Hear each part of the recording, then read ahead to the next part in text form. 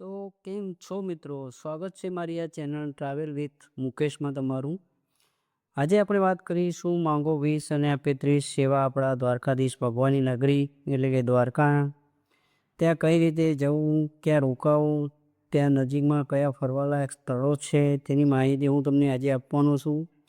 જો ચેનલ ઉપર નવા હોય તો ચેનલને સબસ્ક્રાઈબ કરવાનું ભૂલતા નહીં અને જો વિડીયો પસંદ આવે તો એક લાઈક જરૂર કરજો અને તમારા મિત્રોને પણ શેર કરજો. તો ચાલો શરૂ કરીએ આજનો આ વિડીયો. મિત્રો, દ્વારકા એ 4 ધામમાંનું એક પવિત્ર ધામ છે જે ગુજરાતના કાઠિયાવાડ વિસ્તારમાં આવેલું છે, જે ગોમતી નદી અને અરબ સાગરના કિનારે આવેલું છે. દ્વારકા બહુ જ પ્રાચીન નગરી છે. 5000 વર્ષ પહેલાં ભગવાન શ્રી કૃષ્ણએ મથુરા છોડ્યા પછી સોનાની નગરી દ્વારકા બનાવી હતી. અહીં મિત્રો ભગવાન શ્રી કૃષ્ણએ સમર્પિત પ્રાચીન દ્વારકા મંદિર સાથે સાથે બેટ દ્વારકા અને ભગવાન શિવના 12 જ્યોતિર્લિંગમાંથી એક નાગેશ્વર જ્યોતિર્લિંગ સ્થાપિત છે.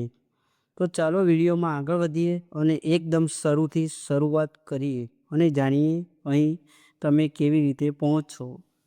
મિત્રો, અહીં વેલ કનેક્ટેડ દ્વારકા રેલવે સ્ટેશન છે જે દ્વારકાધીશના મંદિરથી માત્ર 2 કિલોમીટર દૂર છે. અહીં નજીકમાં જામનગર એરપોર્ટ પણ છે જે દ્વારકાથી 135 કિલોમીટર દૂર છે. તો ચાલો ટ્રેનની મસ્ત મુસાફરી કરીને આપણે પહોંચી ગયા છીએ દ્વારકા. હવે આપણે વાત કરીશું મિત્રો રોકાવા માટે હોટલ અથવા ધર્મશાળા કઈ જગ્યાએ લેવી જોઈએ. મિત્રો, આમ તો દ્વારકામાં તમને દરેક જગ્યાએ હોટલ અને ધર્મશાળા મળી જશે, પણ તમારે ત્યાં 400થી 500 મીટરની રેન્જમાં તમારા બજેટ પ્રમાણે હોટલ અને ધર્મશાળા મળી જશે. અહીં રૂમના ભાડાની વાત કરીએ તો 800થી લઈને સ્ટાર્ટિંગ થાય છે અને 1500થી 2000માં તમને બહુ સરસ એસી રૂમ મળી જશે. તો ચાલો એક સરસ રૂમ લીધા પછી આપણે વાત કરીએ અહીં દર્શન કરવાનો સાચો રસ્તો શું છે. મિત્રો, એવી માન્યતા છે કે લોકો પહેલાં ગોમતી નદીમાં સ્નાન કર્યા પછી દ્વારકાધીશ મંદિરમાં ભગવાન શ્રી કૃષ્ણના દર્શન કરે છે. મંદિરમાં જવાના 2 મુખ્ય દરવાજા છે, એક છે મુખ દ્વાર અને બીજો સ્વર્ગ દ્વાર. મંદિરમાં દર્શનના ટાઈમની વાત કરીએ તો સવારે 6:30 વાગ્યાથી બપોરના 1 વાગ્યા સુધી અને એના પછી સાંજે 5 વાગ્યાથી લઈને રાતના 9:30 વાગ્યા સુધી તમે દર્શન કરી શકો છો. મિત્રો, અહીં મુખ્ય મંદિરની અંદર મોબાઈલ ફોન, કેમેરો, બેગ, ચંપલ બધું લઈ જવાની સખત મનાઈ છે.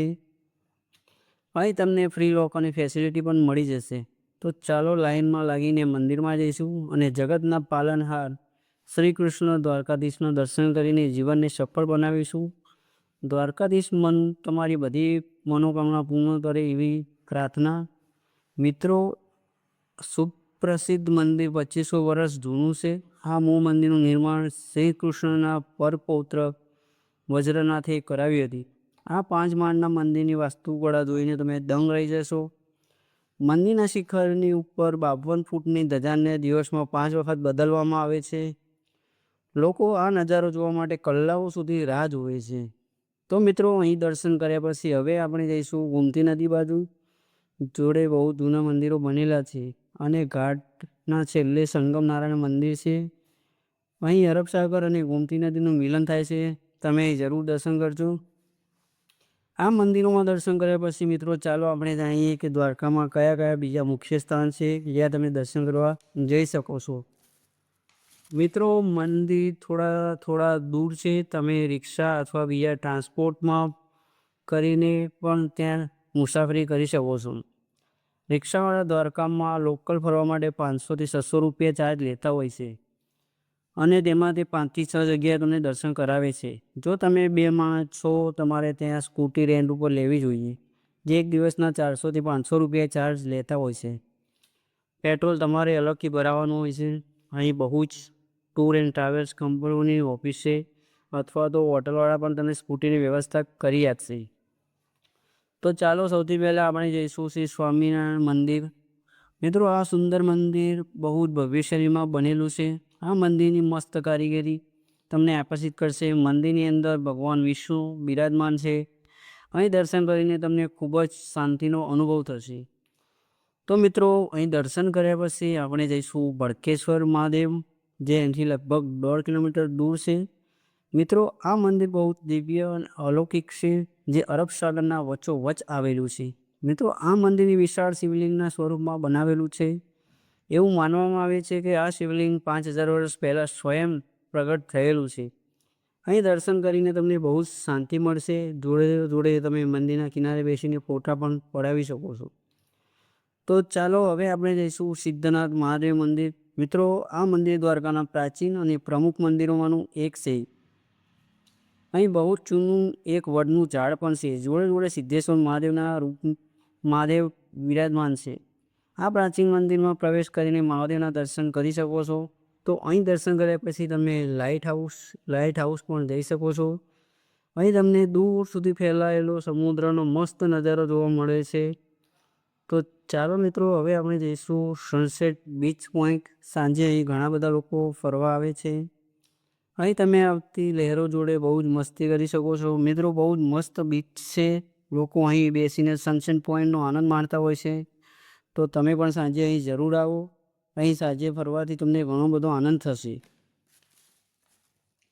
તો મિત્રો બધી જગ્યાએ ફર્યા પછી હવે સાંજે આપણે હોટલમાં આરામ કરીશું અને બીજા દિવસે સવારે જઈશું આપણે નાગેશ્વર મહાદેવ મંદિર અને પછી દ્વારકા. મિત્રો તમારી જોડે તો કોઈ ભાડાની સ્કૂટી છે તો સૌથી સરસ. એના સિવાય રિક્ષાવાળા, નાગેશ્વર જ્યોતિર્લિંગ, બેટ દ્વારકા, આ રૂટ ઉપર જેટલા પણ પ્રમુખ મંદિર અથવા સ્થાનો આવે છે આ બધાને કવર કરવા માટે 2000 થી 2500 રૂપિયા ચાર્જ લેતા હોય છે. અને ટેક્સીવાળા લગભગ 4000 થી 4500 રૂપિયા ચાર્જ લેતા હોય છે. તો ચાલો સૌથી પહેલાં આપણે જઈશું નાગેશ્વર જ્યોતિર્લિંગ, જે દ્વારકાથી લગભગ 17 કિલોમીટર દૂર છે. મિત્રો આ એક પ્રસિદ્ધ અને અલૌકિક મંદિર છે, જે ભગવાન શિવના 12 જ્યોતિર્લિંગમાંનું 10મા નંબરના સ્થાનનું જ્યોતિર્લિંગ છે. અહીં મહાદેવની 125 ફૂટની વિશાળ મૂર્તિ આવેલી છે, જે લગભગ 3 કિલોમીટર દૂરથી તમને જોવા મળશે. ચાલો લાઈનમાં ઊભા રહીને મંદિરમાં પ્રવેશ કરીશું. ગર્ભગૃહમાં વિરાજમાન મહાદેવના દર્શન કરીશું. દર્શન સિવાય અહીં તમે વિશેષ પૂજા પણ કરાવી શકો છો. જે લોકોની કુંડળીમાં સર્પદોષ હોય છે તે લોકો અહીં દર્શન કર્યા પછી આપણે વિશેષ પૂજા કરાવી શકીએ છીએ. અહીં દર્શન કર્યા પછી આપણે જઈશું આપણે ગોપી તળાવ, જે અહીંથી 5 કિલોમીટર દૂર છે. મિત્રો આ પણ સુપ્રસિદ્ધ સ્થાન છે. એવી માન્યતા છે કે શ્રી કૃષ્ણ ભગવાનને મળવા માટે ગોપીઓ મથુરાથી અહીં આવી હતી અને ભગવાન જોડે છેલ્લે અહીં રાસલીલા કરી હતી. મિત્રો અહીં ઘણા મંદિરો આવેલા છે. જોડે તમે પાણીમાં તરતો પથ્થર પણ જોઈ શકો છો. અહીં દર્શન કર્યા પછી મિત્રો હવે આપણે જઈશું બેટ દ્વારકા, જે ગોપી તળાવથી લગભગ 22 કિલોમીટર દૂર છે. મિત્રો બેટ દ્વારકા સુધી બહુ જ સરસ હાઈવે બનેલો છે. હાલમાં જ સમુદ્ર ઉપર બહુ જ મસ્ત સુદર્શન સેતુ બ્રિજ બનાવવામાં આવ્યો છે. પહેલાં બેટ દ્વારકા જવા માટે બોટનો ઉપયોગ કરવો પડતો હતો. મિત્રો બેટ દ્વારકા એક ટાપુ છે. અહીં ભગવાન શ્રી કૃષ્ણનું નિવાસસ્થાન હતું. આના સિવાય દ્વારકા ભગવાનની શ્રી કૃષ્ણની રાજધાની હતી. અહીંથી જ તેઓ રાજપાટ ચલાવતા હતા. બંને જગ્યા ઉપર દ્વારકાધીશનું મંદિર છે. હવે આપણે આવી ગયા છીએ મિત્રો દ્વારકાધીશ મંદિરની જોડે. અહીં તમને લોકરની સુવિધા મળી જશે, જ્યાં તમે તમારો સામાન રાખી શકો છો. મંદિરમાં દર્શનના ટાઈમની વાત કરીએ તો સવારે 5 વાગ્યાથી બપોરે 1 વાગ્યા સુધી અને સાંજે 5 વાગ્યાથી લઈને 8 વાગ્યા સુધી તમે દર્શન કરી શકો છો. મિત્રો માન્યતા પ્રમાણે ભગવાન શ્રી કૃષ્ણ તેમના નાનપણના મિત્ર સુદામાને અહીં જ મળ્યા હતા અને સુદામાએ તેમને ઉપહારમાં ચોખાની ભેટ આપી હતી. એટલા માટે અહીં ચોખાનો પ્રસાદ ચડાવવામાં આવે છે. તમે મંદિરમાં જઈને દ્વારકાધીશના દર્શન કરી શકો છો. દ્વારકા નગરીની 500 મીટર દૂર સોનાની નગરી પાવનધામ મંદિર આવેલું છે, જે સોનાની દ્વારકાના સ્વરૂપમાં બનાવવામાં આવી છે. અહીં તમારે 40 રૂપિયાની એન્ટ્રી ટિકિટ લેવી પડશે. કાચના નાના નાના ટુકડાથી આ સરસ મંદિર બનાવવામાં આવ્યું છે. અહીં ભગવાનની લીલાઓને મૂર્તિઓના માધ્યમથી બહુ જ સરસ રીતે દેખાડવામાં આવે છે. આ બધું જોઈને તમારું દિલ ખુશ થઈ જશે. આ સિવાય તમે હનુમાન ટીલા મંદિર, નીલકંઠ મહાદેવ મંદિર અને બીજા ઘણા મંદિરોમાં જઈ શકો છો. તો અહીંથી પાછા ફરતી વખતે સુદર્શન સેતુ ઉપર તમે થોડીક વાર રોકાઈ શકો છો અને સરસ ફોટોગ્રાફી પણ કરી શકો છો. સુદર્શન સેતુ ઉપર બનાવેલ મોરપંખ સેતુની સુંદરતામાં ખૂબ જ મસ્ત વધારો કરે છે. મિત્રો હવે અમે દ્વારકા સાઈડમાં પાછા ફરીશું અને જઈશું શિવરાજપુર બીચ, જે બેટ દ્વારકાથી લગભગ 25 કિલોમીટર દૂર છે. અને દ્વારકાથી અહીં તમને આવવા માટે લગભગ એક અડધો કલાક જેવું લાગશે. અહીં banana ride, speed coast ride, પેરાગ્લાઇડિંગનો પણ તમે આનંદ માણી શકો છો. બહુ જ સુંદર અને મસ્ત બીચ છે. અહીં મસ્તી કર્યા પછી હવે આપણે જઈશું રૂકમણી માતા મંદિર, જે દ્વારકાથી લગભગ 2 કિલોમીટર દૂર છે. મિત્રો, એવી માન્યતા છે કે ભગવાન શ્રી કૃષ્ણ અને માતા રૂકમણીને પોતે પાણી પીને પોતાની તરસ શાંત કરી હતી, પણ પોતાના ગુરુ દુર્વાસા ઋષિને પૂછ્યું ન હતું. તેથી ક્રોધમાં આવીને દુર્વાસા ઋષિએ બંનેને 12 વર્ષ અલગ રહેવાનો શ્રાપ આપ્યો હતો.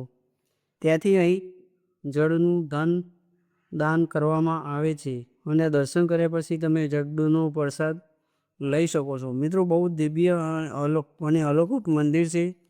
અહીં દર્શન કર્યા પછી જ તમારી દ્વારકા યાત્રા પૂરી થાય છે, તો તમે અહીં દર્શન કરવા માટે જરૂર આવો. મિત્રો, આ મંદિરોમાં દર્શન કરવા પછી તમે ગાયત્રી માતા મંદિરના પણ દર્શન કરી શકો છો. આના સિવાય દ્વારકામાં ઘણા નાના મોટા મંદિરો છે, ત્યાં પણ તમે દર્શન કરી શકો છો. તો ચાલો હવે વાત કરીએ અહીં દર્શન કરવાનો બેસ્ટ ટાઈમ કયો છે.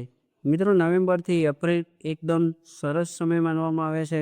આના સિવાય મે અને જૂનમાં પણ તમે આવી શકો છો. આ સમયે અહીંનું વાતાવરણ થોડું વધારે ગરમ હોય છે. તો વાત કરીએ તમારે અહીં કેટલા દિવસનો પ્લાન બનાવવો જોઈએ. મિત્રો, તમે વધારે નહીં તો 2 દિવસ અને 1 નાઇટનું પ્લાન જરૂર બનાવો, અથવા તો 3 દિવસ અને 2 નાઇટનો દ્વારકા ફરવા માટે બહુ જ છે. તો ચાલો વાત કરીએ સૌથી જરૂરી પ્રશ્ન, બજેટની. કેટલા બજેટમાં તમે આ પાવન યાત્રાને પૂરી કરશો. મિત્રો, તમે જો 2 જણા છો અને 3 દિવસ અને 2 નાઇટનો પ્લાન બનાવો છો, તો તમારે લગભગ 12,000 થી 15,000નો ખર્ચો આવશે, જેમાં તમારે આવવા જવાનો ખર્ચો પણ આવી જશે, જેમાં તમે આ સંપૂર્ણ યાત્રા પૂરી કરી લેશો. તો મિત્રો, અહીં મેં તમને દ્વારકા યાત્રાની નાની મોટી માહિતી આપવાનો સરસ રીતે પ્રયાસ કર્યો છે. તેમ છતાં તમારા મનમાં કોઈ પ્રશ્ન હોય તો મને કોમેન્ટમાં જરૂર જણાવો. તમને જો વિડીયો પસંદ આવ્યો હોય તો એક લાઇક કરીને મને મોટિવેટ જરૂર કરજો. અને જો ચેનલ ઉપર નવા હોય તો ચેનલને સબસ્ક્રાઈબ કરીને મને સપોર્ટ કરવાનું ભૂલતા નહીં. તો ચાલો ફરી મળીશું એક નવા સ્થળની માહિતી લઈને. ત્યાં સુધી તમે તમારું ધ્યાન રાખજો. જય હિન્દ.